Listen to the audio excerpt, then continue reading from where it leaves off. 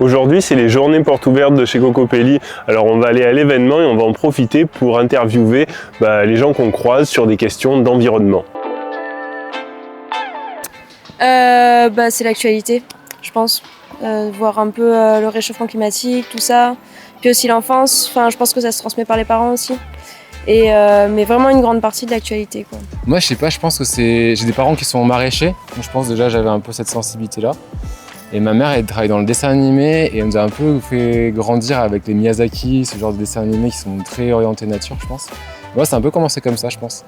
Les grands-parents qui faisaient leur jardin et d'être tout le temps dehors aussi. Enfin, moi, je suis bien, je suis bien sensible à ça parce que je suis près des agriculteurs et quand je vois qu'ils vont manifester pour pouvoir mettre des pesticides dans les champs, ils n'ont rien compris, quoi. Donc voilà, et puis tourner avec des tracteurs qui polluent, alors qu'on sait faire autrement. Il y a encore beaucoup de choses à faire, et puis surtout dans les écoles agricoles, parce que mon fils il a fait 1 an de formation agricole, l'écologie, dans un lycée agricole, je sais pas, ils savent pas ce que c'est, quoi. Ils continuent avec les engrais, les pesticides, les désherbants, enfin tous les sites que vous connaissez, et voilà. Donc ça s'est amélioré, oui, certes, parce qu'il y a des gens qui sont devenus sensibles, mais la base, l'éducation, c'est pas du tout le cas. Dans le lycée agricole, on en parle, mais voilà, on en parle.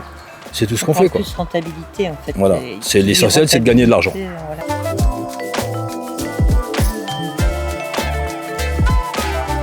Non, pas du tout.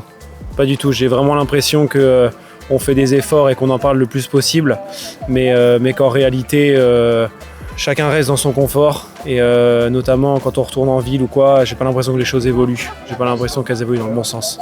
Ça s'améliore pour les petits, mais pour les gros, non. Nous, on fait des efforts de partout, mais par contre, les gros qui ont des grosses fortunes, tout ça, eux, ils se permettent de prendre le jet qui ne pollue pas. Par contre, notre voiture pollue beaucoup. Vous comprenez ? Oui, je comprends. Voilà. Donc, on fait beaucoup d'efforts, mais après, est-ce qu'on est récompensé ? Je pense pas. Il y a encore une grosse envie de faire du fric, qui va pas trop avec l'idée, en tout cas, qu'on se fait de préserver l'environnement, quoi. Pas trop avec la décroissance. Je pense qu'au niveau politique, ça bouge pas des masses. Il y a des effets d'annonce, il y a de la communication. Je pense que, tu vois, c'est vrai qu'à l'époque, José Bové, les Larzac et tout, les hippies, les mecs qui étaient venus de Retour à Terre dans les années 70, on en rigolait. Aujourd'hui, on se rend compte qu'il y a des choses qui ont été défendues, qui ont été mises en avant, c'était pas de la fumisterie ou c'était pas des idées du luberlu. Donc ça, je pense que c'est beaucoup plus pris au sérieux. Je pense que les gens, de manière générale, sont beaucoup plus sensibles aux problèmes écologiques. On le voit avec les résultats quand même au niveau des élections et tout. Après, je pense que politiquement, vu que c'est les lobbies qui dominent, c'est très compliqué à mettre en place.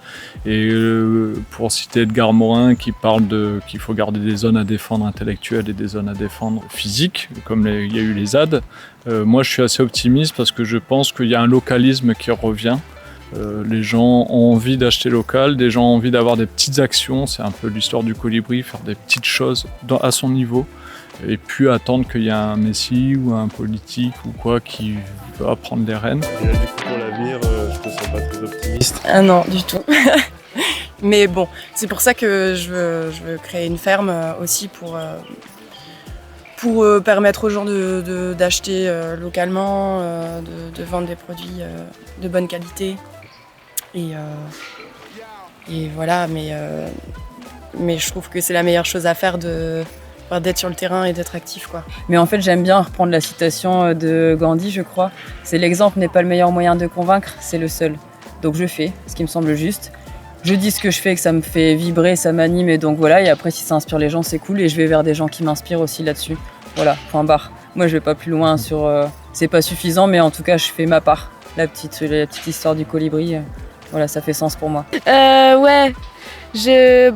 Moi, je veux pas avoir d'enfant parce que je suis un peu pessimiste sur l'avenir, quoi. Après, je pense que non, il y aura d'autres générations et tout ça, mais est-ce qu'il y aura pas un peu plus de conflits qu'il y a actuellement sur les ressources, enfin, surtout en eau, par exemple, ici, et pas que ici d'ailleurs.